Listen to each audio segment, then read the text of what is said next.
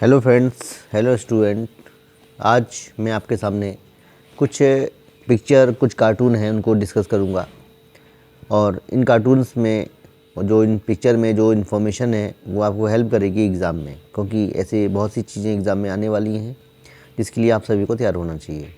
जैसे कि पहली पिक्चर जो आपको दिखा रहा हूँ, उसका जो टाइटल है वो ये है कि European union parliament in Belgium.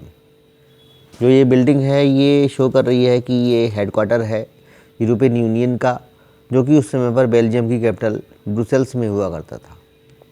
Belgium में ही ये यूरोपियन यूनियन का हेडक्वार्टर क्यों बना हुआ है, उसका रीज़न ये है कि जो बेल्जियम था उसने पावर शेयरिंग को जिस तरीके से इफ़िशिएंटली अपने कंट्री में प्रैक्टिस होने दिया, और जिस तरीके से उसने अपने जो अंतर्विरोध थे देश में, जैसे कि डच जो कि 59% कंट्री में थे, बल्कि कैपिटल में उनका परसेंटेज बहुत कम रह जाता है, जबकि जो फ्रेंच थे कंट्री में बहुत कम थे बट कैपिटल में बहुत ज़्यादा हो जाते हैं।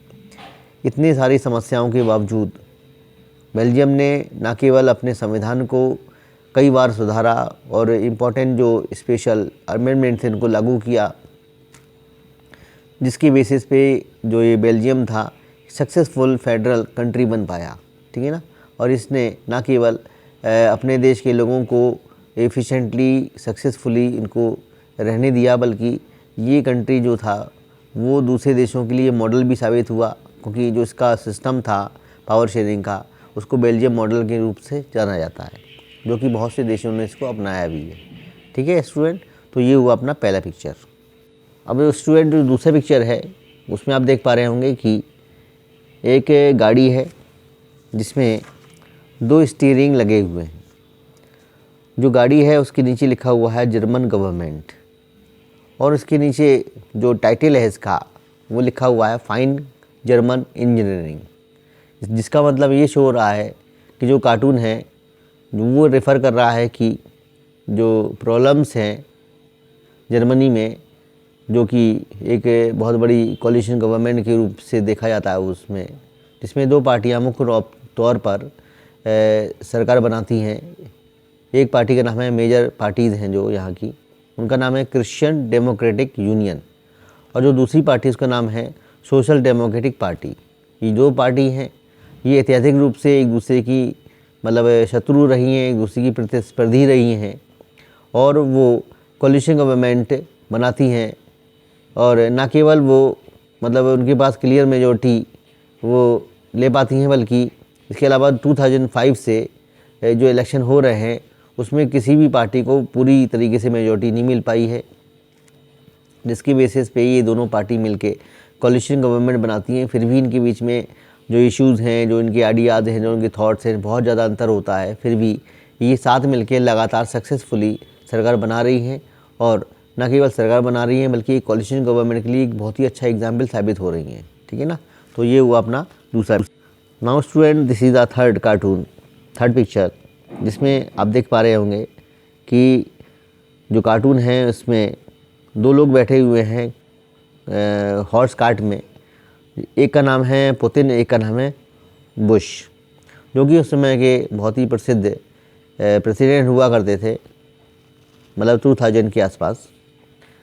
जो पुतिन है वो तो आज भी है रशिया के प्रेसिडेंट, और बुश हैं वो फ़िलहाल अब रिटायर हो चुके हैं। ठीक है ना।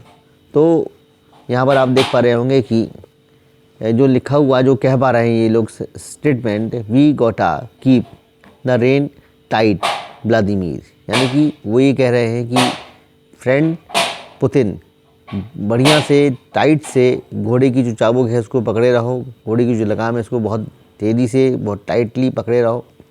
जो कि शो ये कर रहा है कि 2005 में कुछ नए नियम बने थे रशिया में, जिसमें जो प्रेसिडेंट को ज़्यादा पावर मिल गई। और उसी समय पर जब प्रेसिडेंट थे जो यूएस के, वो विज़िट करने रशिया आए थे। ठीक है ना। तो इस कार्टून के हिसाब से क्या है कि जो रिलेशनशिप है डेमोक्रेसी और कंसंट्रेशन ऑफ पावर, इसको दिखाया गया है यहाँ पर। आप क्या बता सकते हैं, आप क्या सोच सकते हैं कि कुछ एग्जाम्पल जो हैं वो यहाँ पर भी हो सकते हैं, लेकिन इस कार्टून में ये दिखाने की कोशिश की गई है कि जो प्रेसिडेंट हैं वो कंसंट्रेशन ऑफ पावर अपने हाथ में ज़्यादा चाहते हैं। ये पुतिन की बात हो रही है। फिलहाल पुतिन जो है वो लंबे समय तक रशिया के प्रेसिडेंट बने रहेंगे, जैसे कि चाइना के जो प्रेसिडेंट हैं शी जिनपिंग, उन्होंने लंबे समय तक जीवन पर्यंत यानी कि आप बोल सकते हो अपने आप को राष्ट्रपति बनाने का डिसीजन ले रखा है। तो ये हुआ अपना। ये स्टूडेंट ये अपना नेक्स्ट कार्टून है, ये पिक्चर है, कार्टून तो नहीं है फिलहाल। इसमें आप देख पा रहे होंगे कि कुछ देश हैं जो कि रेड कलर से दिखाए गए हैं, जो कि फेडरल पॉलिटिकल सिस्टम को रिप्रेजेंट कर रहे हैं।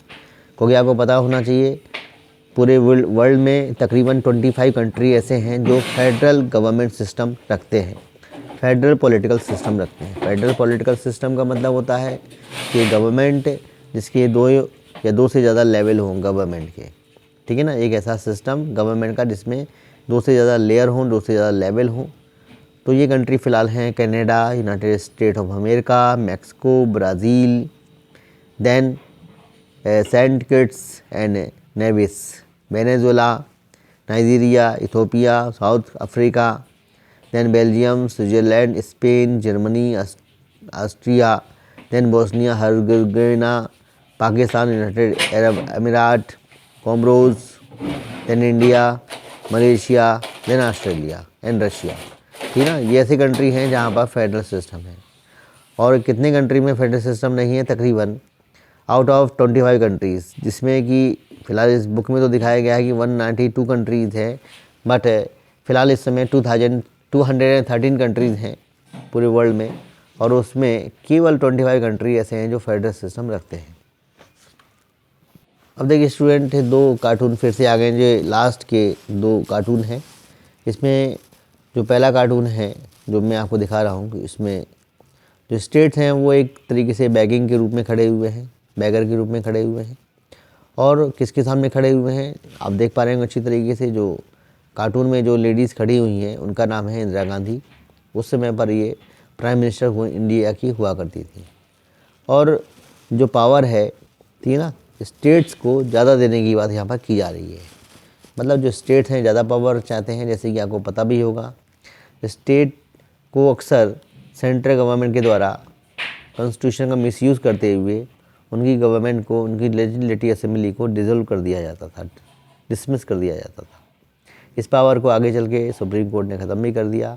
लेकिन इस कार्टून में ये शो किया जा रहा है कि जो कंट्री है वो एक तरीके से यूनिटरी सिस्टम की तरफ बढ़ रहा है, ठीक है ना। यानी कि जो स्टेट हैं वो ज़्यादा पावर चाहते हैं, लेकिन जो सेंट्रल गवर्नमेंट है उनको ज़्यादा पावर देने के मूड में नहीं है। और क्योंकि अगर वो बैगिंग के तौर पर खड़े हुए हैं और वो भीख मांग रहे हैं कटोरा लेके, तो इसका मतलब ये शो हो रहा है कि जो स्टेट हैं वो अपना रीजनल डेवलपमेंट भी नहीं कर पा रहे हैं। क्यों? क्योंकि उनके पास ऐसा कुछ नहीं है जो सेंट्रल गवर्नमेंट को मजबूर करे। क्योंकि सेंट्रल गवर्नमेंट अगर अपने बलबूते पे, मतलब जो पार्टी है नेशनल पार्टी, अपने बलबूते पे सेंट्रल गवर्नमेंट बनाती है, तो ऐसी कंडीशन में फिर स्टेट जो हैं वो पूरी तरीके से सेंट्रल गवर्नमेंट के ऊपर ही डिपेंडेंट रहेंगे। और उनको मतलब उनके पास ऐसा कुछ नहीं है जो उनको मतलब पुश कर सके अपने डेवलपमेंट को आगे बढ़ाने के लिए। और जो नेक्स्ट पिक्चर है जिसमें आप देख पा रहे होंगे कि जो अटल बिहारी वाजपेयी हैं उस समय के जो प्राइम मिनिस्टर थे, पहली बार बीजेपी ने सरकार बनाई थी सेंटर पे, जिसमें वो जो जहाँ पर बैठे हुए हैं वो जो सिंहासन है उनका, जो उनका सीट है प्राइम मिनिस्टर की, जो कि किससे बनी हुई है? बहुत सारी क्षेत्रीय पार्टियों ने मिलकर उस सीट को बनाया है। तो सीट है वो ये शो कर रही है कि जो प्राइम मिनिस्टर हैं वो नेशनल पार्टी के लीडर होते हुए भी वो किसके सहयोग से सरकार बना रहे हैं? ये बना रहे हैं क्षेत्रीय पार्टियों से। जो क्षेत्रीय पार्टियां हैं वो कस के किसको? नेशनल पार्टी को पकड़ के रखे हुए हैं, जो कि कोalition गवर्नमेंट की हेड होती है। कोalition गवर्नमेंट का मतलब होता है समझौते की सरकार।